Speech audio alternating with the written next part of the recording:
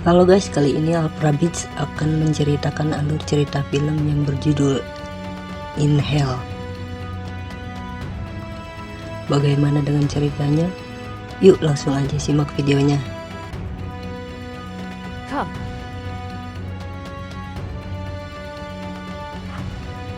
Cerita diawali dengan memperlihatkan sebuah penjara di Rusia dengan seorang narapidana setinggi 2 meter lebih yang sedang menghajar napi lain hingga tewas, yang hal itu sengaja dibiarkan oleh para sipir karena memang itulah tujuannya, yang karena napi raksasa ini sulit dikendalikan, maka diperlukan beberapa sipir untuk dapat melumpuhkannya. Sementara di dalam sel kita akan diperlihatkan dengan satu narapidana yang sedang anteng menulis bernama Tahanan 451 yang sekilas memang tampak anteng, kalem, dan tidak ugal-ugalan. Tetapi Tahanan 451 ini sebenarnya adalah tahanan pelik kejam dan tak manusiawi, yang hal itu dibuktikan ketika dia membekam mulut teman satu selnya untuk dicabut beberapa gigi depannya. Dan inilah Kisah akan berfokus pada seorang pria asal Amerika bernama Kyle yang kebetulan sedang bekerja di salah satu pabrik di Rusia, di mana sang istri yang juga tinggal di sana pun sudah gara rabut hampir 1 minggu lamanya dan mengajak Kyle untuk healing ke pantai Pangandaran. Tetapi karena Kyle adalah pria yang memiliki prinsip waktu adalah icis, maka Kyle pun menolak ajakan istrinya tersebut.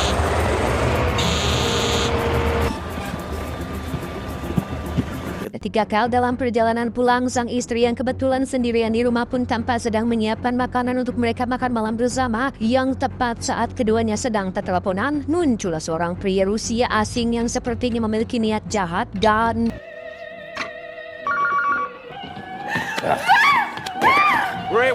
ya, ternyata benar pria Rusia ini masuk ke dalam rumah dan mencoba untuk memperkosa istri Kyle, yang karena si istri terus memberontak, si pria Rusia pun mengeluarkan pisau lipatnya dan menikam perut si istri hingga dia tewas saat itu juga.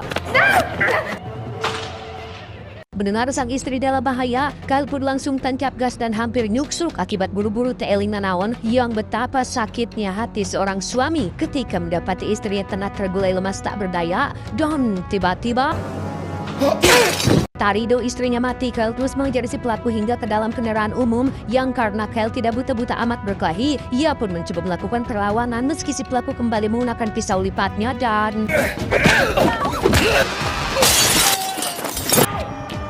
dan betapa sialnya hidup Kyle ketika polisi yang datang justru malah menangkapnya, bukan menangkap si pelaku, sehingga kasus ini pun langsung dibawa ke pengadilan, yang karena si pelaku berasal dari keluarga kaya raya dan tahu bagaimana caranya membayar hakim, ia pun terbebas dari tuduhan dengan alasan tidak adanya bukti yang kuat. What's wrong? Dan sungguh, hati siapa yang tidak sakit tatkala melihat pelaku yang telah membunuh orang yang kita cintai terbebas dari hukuman dan malah tersenyum lebar seolah tidak punya salah, sehingga daripada harga diri diinjak-injak dan keadilan hanya berpihak pada yang beruang, Kyle pun nekat merebut senjata milik petugas pengadilan dan menembak si pelaku tepat di depan semua orang. Akibatnya, Kyle harus dijatuhi hukuman seumur hidup tanpa adanya bebas bersyarat dan ditempatkan di sebuah penjara bernama Penjara Kravavi yang dicap sebagai penjara paling ketat dan paling kejam di Rusia, sehingga ini akan menjadi awal penderitaan yang baru untuk jagoan kita semua.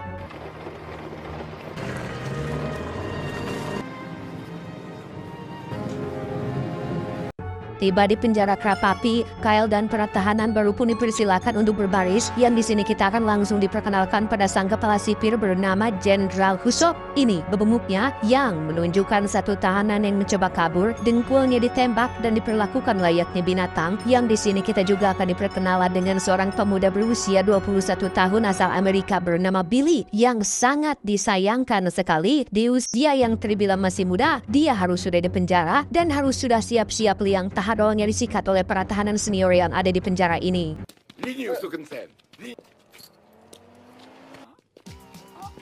Selanjutnya, Kyle dan para tahanan baru pun diwajibkan menyerahkan semua barang berharga mereka, yang di situ ada seorang kepala penjaga galak bernama, kita panggil saja si kepala penjaga, yang meminta cincin kawin Kyle dilepaskan, yang tentu saja itu mendapat penolakan dari si Kyle sehingga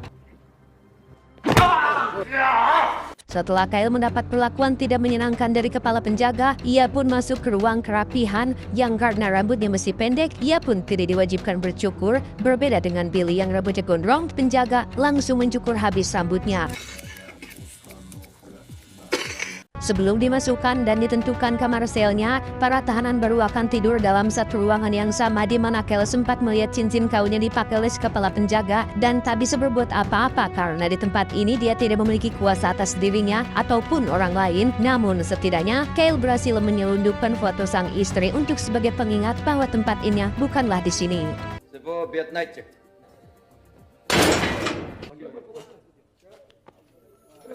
Singkat cerita, malam pun tiba. Ketika semua orang sedang tertidur lelap, Kyle tiba-tiba terbangun oleh suara berisik penjaga yang membangunkan dan membawa Billy keluar dari ruangan tersebut. Yang alangkah malangnya nasib Billy saat dirinya harus menjadi korban pelecehan ketika si kepala penjaga menjualnya kepada salah satu tahanan senior bernama Andre. Ini bebemuknya yang memang biasa memangsa remaja-remaja ranum seperti Billy untuk dijadikan objek pelampiasan sebezatnya.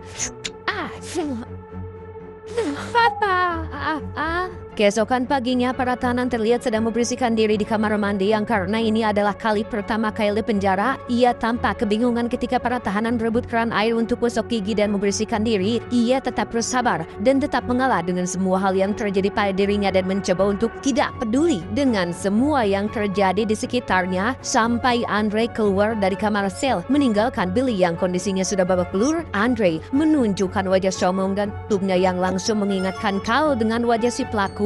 Di situ darah Kyle langsung mendidih, amarahnya langsung memuncak dan tiba-tiba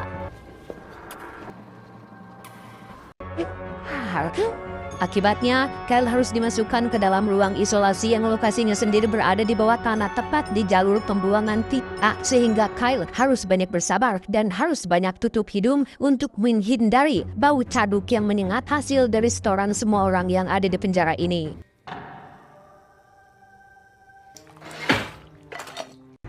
Berhari-hari Kyle tidak memakan makanan yang disiapkan oleh penjaga karena siapa tuh yang selera makan di tengah gerombolan si kuning yang mengalir setiap hari, sehingga Kyle yang mulai merasa lemas dan kehilangan akal sehat pun mulai berpikiran untuk diri dengan cara mengikat lehernya menggunakan baju tahanan yang karena cara itu gagal, Kyle pun mendabur-daburkan kepalanya ke dinding. Di tengah masa transisinya, Kyle mendapat seorang teman sesama penghuni ruang isolasi yang berada tepat di samping ruangannya. Entah siapa tahanan itu, tetapi Kyle berkali-kali menepuk dinding untuk supaya tahanan itu diam dan tidak teriak-teriak setiap malam. Yang tepat di saat bersamaan, muncullah seekor kupu-kupu yang kembali mengingatkannya pada sosok sang istri yang dulu sempat melarangnya membunuh binatang kecil ini, sehingga Kyle yang mulai bisa berpikir jernih pun langsung mengambil semangkok bubur dan memakannya tanpa memperdulikan sekitarnya lagi. 5 hari di dalam ruangan isolasi, kini saatnya Kyle dibawa keluar oleh si kepala penjaga untuk dimasukkan ke dalam kamar sel yang akan menjadi tempat atau kamar tempat dia menghabiskan sisa hidupnya. Yang betapa liciknya si kepala penjaga ketika dia sengaja menempatkan Kyle bersama dengan tahanan 451 yang tertakna yang kita lihat di awal tadi, yang katanya tahanan 451 ini sudah membunuh 3 teman kamar sel terakhirnya, sehingga apabila suatu hari Kyle ingin pindah, maka dia harus membayar sejumlah uang untuk bisa membeli kamar sel di tempat lain. Tanpa mengeluarkan sepatah kata pun, Kyle mencoba untuk tidak mengganggu atau menyapa tahanan 451 ini. Namun memang di ruangan yang sesempit ini sulit untuk Kyle bisa bergerak leluasa, bahkan untuk ngaduk sekalipun ia harus ngeden tepat di depan si tahanan 451 yang sedang membaca buku ini. Keesokannya, Kyle mendapat kunjungan dari kakak iparnya alias saudara kandung almarhum istrinya yang menginformasikan tentang sang istri yang sudah dikurubkan di lokasi yang Kyle inginkan. Tak ingin melihat Kyle menderita di tempat ini, si kakak ipar pun menyarankan agar Kyle menggunakan uangnya untuk supaya bisa tetap aman dan nyaman selama berada di sini ya. Dengan dalih kedisiplinan dan pemanfaatan SDM, semua tahanan diwajibkan bekerja di luar penjara yang tentu saja hasil dari keringat mereka semua akan masuk ke dalam kantong pribadi Bapak Jenderal, di mana Kyle yang belum terbiasa kerja berat seperti ini pun sempat mengalami kelelahan sampai penjaga menyuruhnya kembali untuk bekerja. Back to work! Kembali ke penjara tepat saat jam istirahat di lapangan, Kyle berkenalan dengan Billy yang langsung berterima kasih sudah sempat membogem bebenguk si Andre tempo hari. Yang di situ juga mereka berkenalan dengan satu tahanan berkursi roda bernama Malakai yang katanya adalah tahanan yang bisa menyelundupkan benda apapun ke penjara dan tahu semua hal yang terjadi di tempat ini, di mana Malakai menyarankan agar Kyle untuk segera pindah sel karena akan sangat tidak worth it sekali apabila Kyle terus-menerus satu kamar dengan si tahanan 451 yang sadis itu. Malakai juga menjelaskan alasan kenapa para penjaga membiarkan si tahanan 451 tetap hidup adalah karena dia menjadi aset alias sumber uang untuk orang-orang seperti Kyle yang ingin pindah kamar yang otomatis si kepala penjaga bisa meraup untung dari orang-orang yang takut satu kamar dengannya. The whole place is a fucking war zone. Okay. Malam harinya, Kyle kembali memandangi foto istri tercintanya yang ngelidu terbawa sampai ke dalam mimpi yang mengakibatkan Kyle bermimpi buruk dan sempat menimbulkan suara berisik sehingga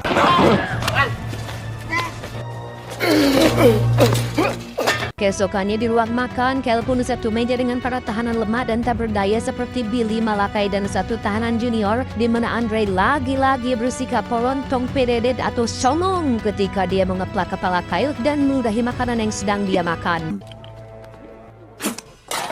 Ketika jam istirahat, diadakan sebuah acara bernama Sparka, sebuah acara duel semacam fight club yang sengaja diselenggarakan oleh si jenderal untuk membuat tahanan saling bertarung satu lawan satu, dan lagi-lagi acara ini didasarkan atau diadakan atas dasar uang karena si jenderal selalu melakukan judi bersama teman-teman jenderalnya dan pejabatnya dan menaruhkan semua uangnya kepada si Andre yang dianggap sebagai petarung paling jago saat ini.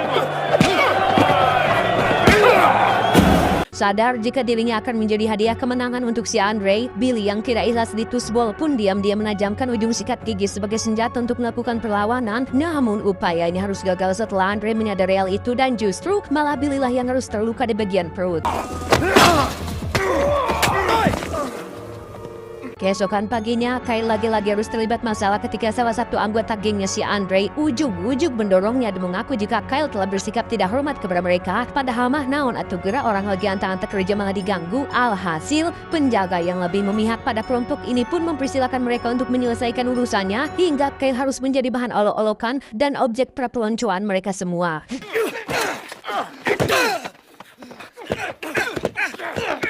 Sialnya, Kylie yang tidak salah apapun justru malah harus kembali dimasukkan ke dalam ruang isolasi yang bau dan sesak dan kembali harus menepuk-nepuk dinding untuk sebagai tanda kepada tahanan yang ada di ruangan sebelah. 2 minggu berada di dalam ruang isolasi, Kyle kini sudah menjadi teman dari tahanan di sebelah yang tak seperti apa bentukannya karena keduanya hanya berkomunikasi melalui tepukan dinding yang di hari terakhir dirinya di sana akhirnya terungkap jika tahanan yang menjadi temannya selama ini adalah tahanan raksasa dengan tinggi 2 meter lebih yang sempat kita lihat di awal film tadi. Di hari pertama dirinya keluar dari ruang isolasi, Kyle lagi-lagi harus dibuat juet oleh si koklok Andre yang ujung-ujung menghadapnya sambil mengeluarkan kata-kata kasar. Untungnya Kyle tidak terpancing dan langsung masuk ke kamar selnya yang di situ Kyle nekat membaca salah satu buku milik si tahanan 451 dan saat jam makan siang, Andre tak puas mengganggu Kyle yang sedang makan dengan tenang sehingga ketika kesabarannya terus-menerus dipancing, Kyle yang mentalnya masih belum stabil pun langsung membogem bebemuk si Andre hingga dia harus kembali dimasukkan ke dalam ruang isolasi. Tepat saat Kyle sedang menjalani ke rumahnya, di luar terjadi sebuah insiden ketika mobil milik petugas meledak terkena ranjau darat yang hal itu langsung dimanfaatkan oleh Billy dan napi lain untuk kabur tetapi Ya, alih-alih ingin terbebas dari mimpi buruk, Billy harus kembali ditangkap oleh si kepala penjaga yang semakin kejam dengan menjualnya pada setiap tahanan yang membutuhkan dasan. Sementara Kyle sendiri nampak mulai menunjukkan tekad kuatnya dengan melatih fisiknya sampai batas atau limit tertentu untuk membuat dirinya menjadi lebih kuat.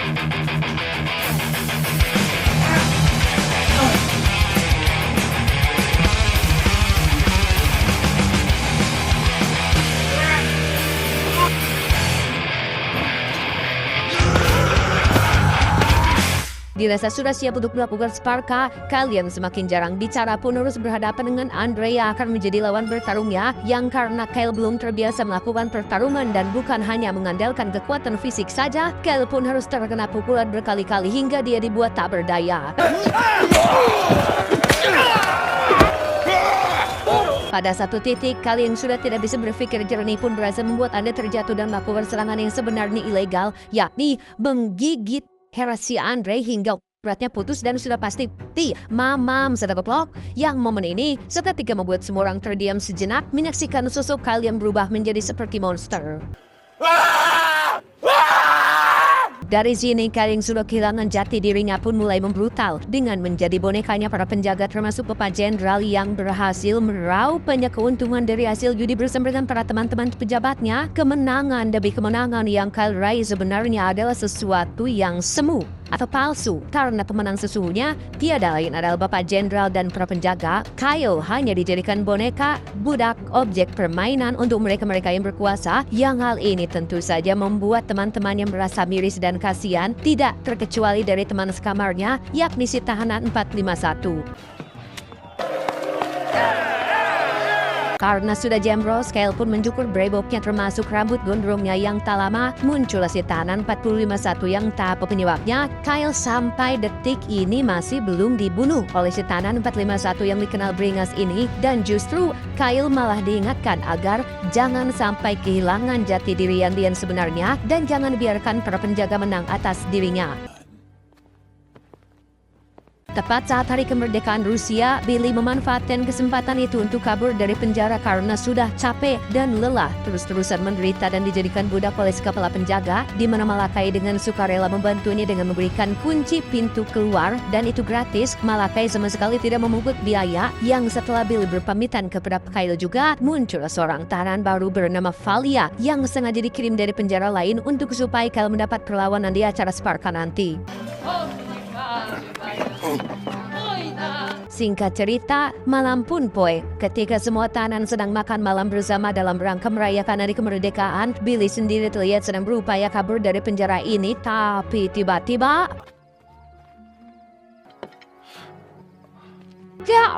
Ya, betapa teganya Malakai mengkhianati Billy dengan bekerja sama dengan kepala penjaga, yang hal itu ia lakukan hanya demi untuk bisa mendapatkan obat dari kepala penjaga yang tanpa dia sadari tahanan 451 sedang mengawasinya dari kejauhan.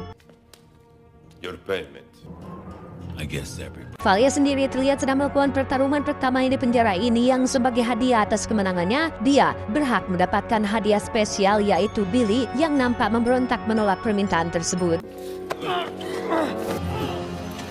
Keesokan paginya, Billy ditemukan sudah sekarat akibat semalaman terus dihajar oleh si Valia, di mana Kyle diizinkan masuk untuk memeriksanya, yang di detik-detik nafas terakhirnya, Billy sempat menyampaikan pesan agar Kyle jangan sampai berubah menjadi seseorang yang bukan dirinya lagi. Tiba saatnya pertarungan puncak, alih-alih akan menjadi tontonan yang seru dan menarik, Kyle justru malah jongkok terdiam tak mau melakukan perlawanan, di mana hal ini dilakukan sesuai dengan janjinya kepada Billy, yaitu akan menjadi dirinya sendiri. Untuk memberikan Kyle pelajaran, Jenderal pun memerintahkan kepala penjaga untuk mengikat Kyle di tengah lapangan, yang hal ini tentu saja langsung menarik perhatian semua orang yang ada di penjara tersebut. Sementara itu, mari saya bawa Anda ke si Malakai yang sedang menyerahkan barang permintaan tahanan 451, yaitu berupa botol berisi minyak tanah, di mana tahanan 451 ini dengan terang-terangan akan Malakai hidup-hidup karena telah mengkhianati teman sendiri, yang di situ Malakai yang tidak pernah merasakan serunya main futsal pun terus memohon agar dimaafkan, tetapi kembali pada kalian selama berhari-hari terus tergantung di tengah lapangan, kepanasan, kehujanan, dan tekad kuat yang ia miliki akhirnya membuat semua geng di penjara ini merasa simpati dan merasa terwakili oleh sosok Kyle yang menjadi orang pertama yang berhasil menjadi pemenang untuk diri sendiri. Butuh keberanian besar untuk menolak perintah para penguasa, sehingga semua geng di penjara ini pun sepakat untuk berdamai dan ikut menolak melakukan pertarungan persis seperti apa yang Kyle lakukan. I want to fight. Now! Fenomena ini menjadi yang pertama kalinya terjadi di penjara ini. Sang jenderal pun menjadi kebingungan sendiri karena apabila mereka membunuhnya, tentulah Kyle akan menjadi seorang martir alias saksi yang berkorban demi keyakinannya, yang tentu saja itu akan menjadi pemicu bagi yang lain untuk melakukan hal yang sama, sehingga si jenderal memutuskan untuk turun langsung berbicara di depan semua tahanan untuk menunjukkan ketegasannya dengan cara melepaskan satu tahanan yang akan membuat Kyle bangun dan mau melakukan pertarungan. Dan ya, tahanan ini dimaksud ternyata adalah tahanan raksasa setinggi 2,1 meter dan berat 130 kg, di mana tahanan ini adalah teman Kyle ketika dikurung di ruang sel isolasi, sehingga Kyle dengan cepat menembuk-nembuk dinding untuk memberitahu si raksasa bahwa dia adalah temannya. Dan alangkah terkejutnya semua orang ketika melihat Kyle sudah sangat akrab dengan si raksasa, yang justru malah si kepala penjagalah yang harus dibuat ketar-ketir olehnya. Dan continue the fight. Sayang sekali si raksasa harus tewas setelah mendapat beberapa tembakan, di mana kejadian ini akhirnya menimbulkan kerusuhan setelah beberapa pintu sel terbuka yang membuat semua tahanan memberontak dan mencoba kabur dari penjara ini.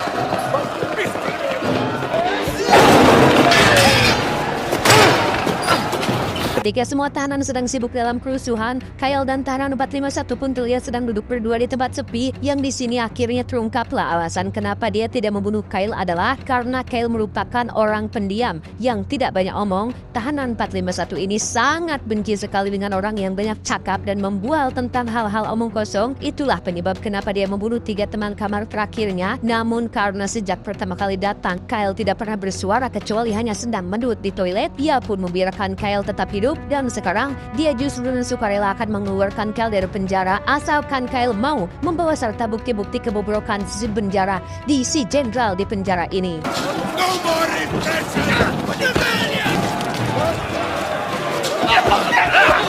Keesokan paginya ketika kerusuhan sudah mereda, si tahanan 451 pun langsung membobol dinding yang di situ terdapat semua bukti kejahatan manusia yang terjadi di penjara ini, yang mana rencana kabur ini sendiri akan berhasil apabila Kyle mau melakukan pertarungan terakhir dengan si Valia Berdegul itu. Dengan fakta bahwa Kyle mau bertarung lagi, otomatis dia sudah tidak dianggap sebagai martir alias sudah tidak ada gunanya lagi, sehingga kalah atau menang dari Valia, Kyle tetap akan dihabisi. He is no longer a martyr. Pertarungan pun berlangsung sengit dengan keduanya yang sama-sama menunjukkan kehebatan masing-masing, yang karena tekad Kyle lebih kuat dan terarah, ia pun berhasil mendapatkan kesempatan untuk mematahkan lengan si kanan si Valia dan tak terima dikalahkan dengan mudah. Valia yang curang pun mengambil pisau dari dalam sepatunya dan justru tak sengaja menikam bosnya sendiri yang pernah satu kali menginjak harga diri Kyle, yang dari sini Kyle langsung memberikan serangan terakhir yang khusus dipersembahkan untuk Billy. This is for Billy.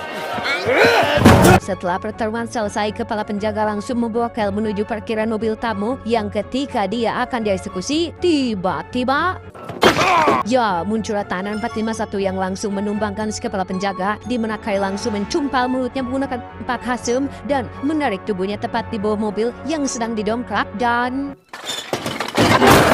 tahanan 451 pun menyerahkan semua bukti kejahatan si jenderal agar Kyle mau memberitahu masyarakat tentang betapa tidak sehatnya sistem di penjara ini, yang karena tahanan 451 sudah menumbangkan salah satu teman si jenderal, Kyle pun hanya tinggal memakai seragamnya dan pergi keluar dengan berpura-pura menjadi pejabat.